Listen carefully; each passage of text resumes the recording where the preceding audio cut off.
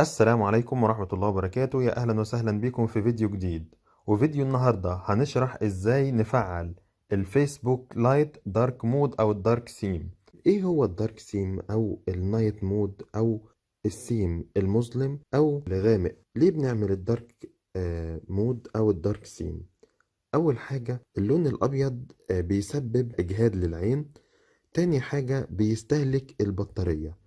طب ليه بيستهلك البطارية؟ لأن البكسل بتبقى منورة على الآخر.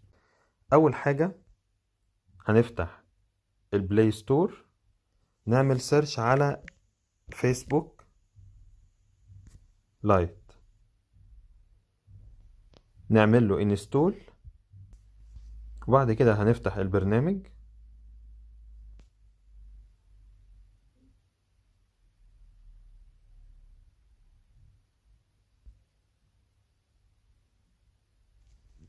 نخش بالاكونت بتاعنا، ندخل يوزر نيم والباسورد، نقول له تخطي دلوقتي.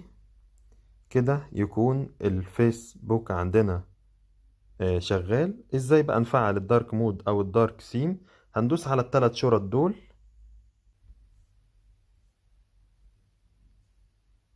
وبعد كده هننزل في السيتنجز ونختار الوضع المظلم، وبكده يكون فعلنا الدارك مود او الدارك سيم او الوضع المظلم او الوضع الليلي للفيسبوك. لحد دلوقتي الفيسبوك لايت بس هو اللي فيه الدارك مود او النايت مود او الدارك سيم، لكن الفيسبوك العادي لحد تاريخ تسجيل الفيديو ما فيهوش الدارك مود او الدارك سيم، وهم بيقولوا ان هم شغالين عليه. ولحد ما يشغلوه ان شاء الله نعمل لكم فيديو تاني نقول لكم ازاي تشغلوا الدارك مود على الفيسبوك الابليكيشن العادي مش اللايت. وبكده يكون الفيديو بتاعنا خلص النهارده. ويا ريت لو الفيديو عجبكم يا ريت تعملوا لنا لايك وشير وسبسكرايب، والسلام عليكم.